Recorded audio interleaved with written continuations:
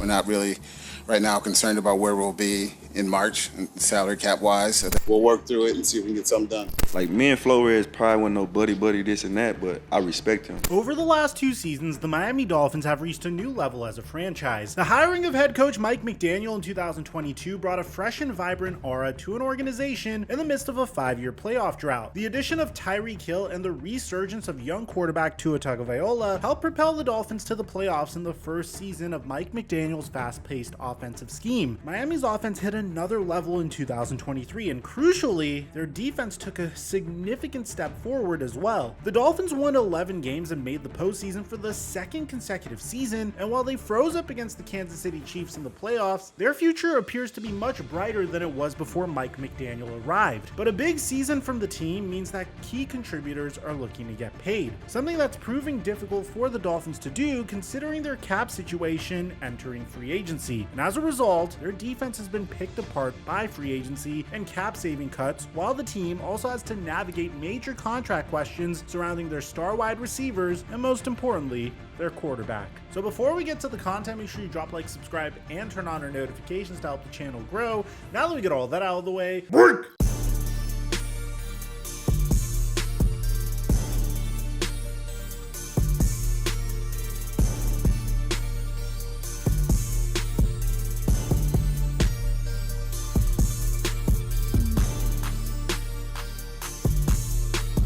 Over the past few days, we've been dominating on Prize Picks. We've been hitting an NBA, MLB, and we're on a hot streak, making a ton of money while having a lot of fun while doing it. I post my picks for free on Instagram, so you can literally just go copy my picks and just enjoy the game. And right now, Prize Picks will double your deposit match when you use my promo code FlightMike when you sign up. Or you can just click on the link in the description down below and sign up for Prize Picks. And thank you, Prize Picks, for the sponsor. Entering this offseason, the Miami Dolphins knew that keeping their top talent would be an uphill battle. The NFL salary cap increased to over $255 million for 2024, an unexpected spike of over $30 million from last season. Still, the Dolphins began free agency more than $38 million over the salary cap, the league's third worst cap situation and one of just 7 teams who were over the cap. Even with a much better cap situation than originally expected, Miami still faced a significant disadvantage in free agency. Cutting players to clear cap space and restructuring contracts are the only way the Dolphins can hold together a team that excelled in so many areas last season. And to give you an idea of how awesome the Dolphins were, in 2023, the Miami Dolphins led the league in offensive yards and finished second in scoring with nearly 500 points during the season. The Dolphins scored at least 30 points 8 times last season, winning every time they reached that threshold. That included 70 points in a victory over Denver, the most points scored by one team in a game since 1966. Their offense was elite, but they were already operating as a top 10 offense in 2022. It was their defense that took an even bigger step in 2023. While their scoring defense ranked just 22nd, Miami allowed the 10th fewest yards per game. They were particularly a menace at preventing the run, owning the league's 7th best rushing defense, while only 4 teams recovered more fumbles than them. Overall, the Dolphins ranked 5th in point differential and 2nd in yardage differential, but those numbers will be hard to maintain, especially with 26 players who were scheduled to become unrestricted free agents, including multiple players in the defense's front 7. Even general manager Chris Grier had to address the reality of the situation in the aftermath of the Dolphins' playoff loss. At the end of the day, we have good players here,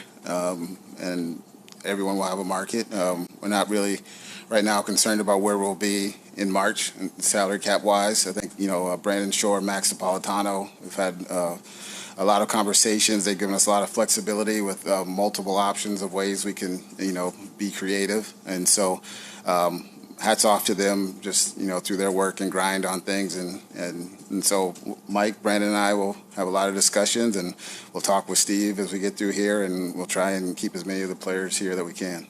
Now, when Grier talks about ways for them to be creative, he's referring to the options that the Dolphins have to free up cap space. That usually means restructuring contracts already on their books, but it also means that the Dolphins had to part with some significant contributors. And unfortunately, they got to work making difficult cuts before free agency even began in order to be cap compliant by the start of the new league year. In late February, the Dolphins made the first of a series of cuts that greatly impacted the defense in particular. They began by releasing defensive end Emmanuel Ogbah less than 2 years after signing him to a massive 4-year extension. This move alone saved the Miami Dolphins $13 million, but it cost them a valuable pass rusher who bounced back after an injury-plagued season in 2022. That same day, Miami informed their longest tenured player that they'd be releasing him. After 8 seasons, cornerback Xavier Howard, a former first-team All-Pro and 4-time Pro Bowler, was told that he would be released. The team would save $18.5 million in cap space by officially releasing him after June 1st. He had signed a record-breaking extension in 2022, a year after publicly requesting a trade, but he'll be released with 3 years left. Recently, Xavier Howard even threw a little bit of shade at his former head coach Mike McDaniel. Brian Flores was like that, bro. He was a player coach guy though, but it was like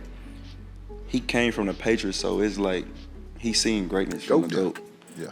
He held everybody to a standard. Yeah. Like, me and Flores probably wasn't no buddy this and that, but I respect him. Or you could view this as Xavier Howard trying to reunite with his former head coach Brian Flores. In early March, Miami made 2 more cuts, continuing to chip away at their defense. First, they released cornerback Keon Crossan to save nearly $3 million after he missed the entire 2023 season with an injury in training camp. They followed that move by releasing yet another one of their longest tenured players later that day. Miami released linebacker Jerome Baker in order to save just under $10 million. Baker had played with the Dolphins for the previous 6 seasons while he initially agreed to take a pay cut to return for year 7. He couldn't agree with the team on how steep the pay cut would be. He became the second longtime Dolphin to become a casualty of the team's cap crunch. The Dolphins did add to their defense in the interim, but it was mostly smaller contracts on players who won't exactly move the needle. Before the NFL's legal tampering period, the Dolphins brought back 2 players from their secondary, defensive backs Nick Needham and Elijah Campbell. Although they both mostly played on special teams, they added 2 defensive linemen on 1-year deals, Isaiah Mack and Dejion Nixon, but neither have a track record of much production, and they're closer to training camp bodies than true difference makers, which is probably why I butchered one of their names. Sorry about that, Nixon. They re-signed their punter to a 2-year contract worth up to $5 million, but there was a light at the end of the tunnel, because as this was going on, they were adding established veterans on pretty good contracts, signing tight end Jonnu Smith to a 2-year contract worth up to $10 million, filling one of the few holes in Miami's strong arsenal of skill position players. But as the legal tampering period officially got underway on Monday, it became clear that the Dolphins would be suffering some major losses on defense. Miami restructured 4 contracts, including Jalen Ramsey's, to clear just under $29 million in cap space, but it would do little to stop the bleeding. Their first loss was safety Brandon Jones, who signed with the Denver Broncos on a 3-year deal worth $20 million. While that's a notable loss, it paled in comparison to the major departures that came soon after. Miami's best free agent, defensive tackle Christian Wilkins, signed one of the biggest free agent contracts of the offseason with the Las Vegas Raiders. 4 years, $110 million, with nearly $85 million guaranteed. Just imagine Christian Wilkins and Max Crosby coming at you, man. Whew. Wilkins and the team had contract disputes before the season, including a hold-in during training camp. The Dolphins elected not to franchise tag him for a guaranteed $22 million, which makes sense that they'd be unable or unwilling to match the Raiders' offer of about $27.5 million per year. But this is a huge loss for Miami, with Wilkins serving as the anchor of Miami's stout run defense. The former first-round pick set an NFL record in 2022 with 98 tackles. This is the most ever by a defensive tackle in NFL history. Wilkins owns the 8th highest run-stop win rate since he entered the league in 2019. The biggest knock on Wilkins was his lack of sacks compared to other top defensive tackles, but he posted a career-high 9 sacks in 2023, the 4th most among defensive tackles and the 3rd on the team. After losing Wilkins, Miami's losses on defense only got worse. On top of Wilkins, linebacker Andrew Van Ginkel agreed to a 2-year deal with the Minnesota Vikings for $20 million, including $14 million guaranteed. Van Ginkel, who will reunite with former Dolphins coach Brian Flores in Minnesota, had a great all-around season and became a fan favorite during 5 seasons in Miami. A former 5th-round pick, Van Ginkel played all over the field last season, from inside linebacker to edge rusher, helping fill the void left by season-ending injuries to Bradley Chubb and Jalen Phillips late in the season. Van Ginkel nearly matched his career high in tackles while setting a career high with 6 sacks and even had his first career touchdown on a 33-yard pick 6. That versatility will be hard to replace, although the Dolphins have certainly tried to fill the void at the position. They signed linebacker Anthony Walker to a one-year deal after he spent the previous 3 years on the vaunted Cleveland Browns defense. Their biggest defensive contract was given to linebacker Jordan Brooks, who signed a 3-year, $30 million contract to essentially replace Jerome Baker. Brooks is coming off of 3 consecutive seasons with over 100 tackles and a career-high 4.5 sacks. With an unclear return timeline for Phillips and Chubb, Miami signed veteran edge rusher Shaq Barrett to a 1-year deal worth up to $9 million. But this comes after Tampa Bay released the 31-year-old after a rough 2-year stretch during which he missed half of 2022 with an injury and only amassed a combined 7.5 sacks. Shaq Barrett's not the same player who had 19.5 sacks in 2019 and is better suited for a rotational role at this stage of his career, but he might have to carry an outsized pass rush load early in the season. But this wouldn't be the only impressive move Miami would make during the offseason. After their division rival Buffalo Bills had to cut safety Jordan Poyer as a cap casualty, Miami snatched him up on a 1-year deal. Signing a division rival's former captain after playing against him for 7 seasons is certainly a boon for the Dolphins, although it carries some risk even on a 1-year prove-it contract. Poyer had a big drop-off in his coverage numbers from last season, the area where Miami's defense struggled the most. Plus, he'll be 33 years old and his best years appear to have already gone by. Signing veterans on 1-year contracts can help, but in the big picture, there doesn't appear to be a lot of good young talent on Miami's defense. They've also lost many of their tenured defensive players who helped bring the team back to relevance, including another blow to the defensive line when Raekwon Davis signed a deal with the Indianapolis Colts. As free agency officially got underway, there's already been a consistent trend emerging during Miami's offseason. The Dolphins have been much more active, using the defense for cost-cutting measures, and that side of the ball took on the brunt of the team's salary-based releases and contract restructures. The Dolphins' ability to sign big deals was already limited, and outside of Jordan Brooks, Miami has yet to hand out a sizable defensive contract. On offense, they signed Jonnu Smith, but also center Aaron Brewer to a 3-year contract worth $21 million, seemingly replacing free agent Connor Williams, who's coming off of a torn ACL. They also brought back versatile offensive lineman Robert Jones on a 1-year deal, but even Miami's offense couldn't completely escape the cap crunch. Offensive guard Robert Hunt was lured away to the Carolina Panthers on a 5-year deal worth up to $100 million, dealing Miami their biggest loss on offense. However, their status as a contender may be what allows them to at least partially circumvent their cap problems. Drew Rosenhaus said that 4 of his clients, Shaq Barrett, Jordan Poyer, Jonnu Smith, and Braxton Berrios, who re-signed in late March, all took less money to sign with the Dolphins to have a chance to win a Super Bowl, and also cited the team's top ranking in the annual Players Association survey, and that could also be what lands them Odell Beckham Jr. OBJ recently met with the Dolphins, and a team source said that the meeting went well and that the team hopes to sign him. It's just a matter of agreeing on a price after he finished a 1-year $15 million deal with Baltimore. But in addition to their difficult cap situation, the Dolphins may be holding back on their overall spending because they're planning on making a bigger financial commitment elsewhere on the roster. The best part of Miami's team last season was unquestionably their passing attack. Tua led the league in passing yards and tied for 5th in touchdown passes. Tyreek Hill led the league in receiving yards while finishing 2nd in receptions. Meanwhile, Jalen Waddle had his 3rd consecutive 1,000-yard season to begin his career. Logically, these 3 players carry some of the team's largest cap hits, or their impending contracts will one day carry the team's largest cap hits. Hill has been everything Miami could have ever hoped for since they traded for him, arguably the league's best receiver over the last 2 seasons. Hill's dangerous speed is the apex of Miami's explosive offense as one of the hardest players to cover in the NFL. However, as he enters his 30s, he also owns the 15th highest cap hit in the NFL at over $31 million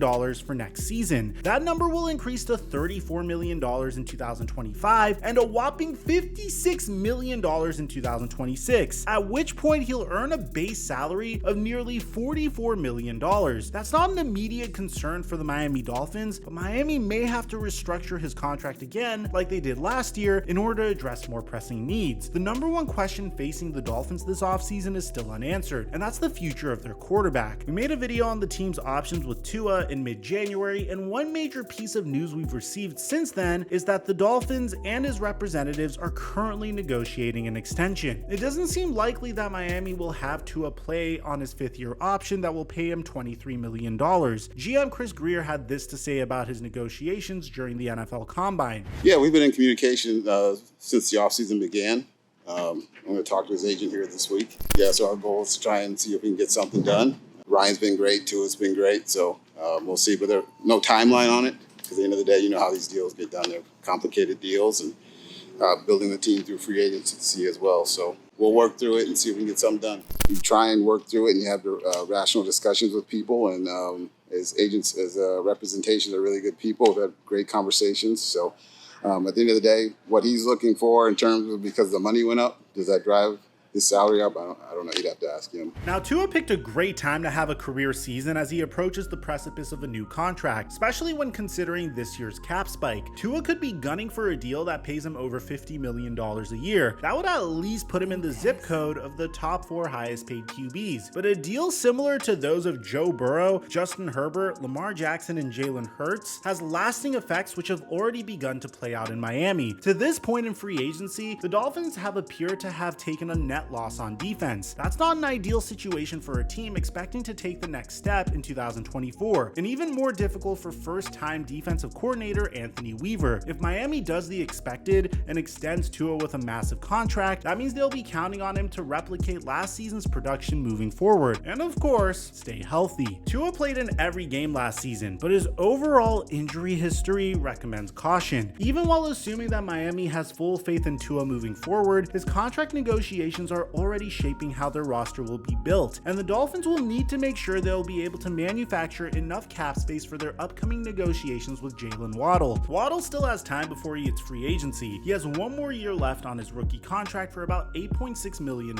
and an upcoming 5th-year option that Miami will most likely pick up for about $15.5 million. The need to extend him isn't as time sensitive as Tua, but with Hill entering his 30s and a higher cap than expected, there's a chance that a deal could get it done as soon as this year now that he's eligible. While he likely won't get a deal quite like Justin Jefferson, Waddle is a key piece to sustaining Miami's passing attack moving forward, and Chris Greer explicitly shot down trade rumors about him, while Tyreek Hill has boldly proclaimed that Waddle is the Dolphins' future. Whether it's this year or next, Waddle does indeed appear to be firmly in Miami's big picture plans, barring any unforeseen circumstances. The Dolphins' ability to win the AFC East for the first time since 2008, and the ease with which they can make major financial decisions moving forward, hinges on the moves being made this offseason. This could be the year they finally earn a home playoff game. Critical for a team that just lost 2 games in Miami last season, but the losses on defense could lead to a costly step back, which will haunt this franchise for future years to come. Let me know in the comment section down below. Do you expect the Miami Dolphins to take a huge step forward this year? I'd like to hear what you have to say. Aside from that, I'm your boy Mike, and I'm dropping our mic until our next upload.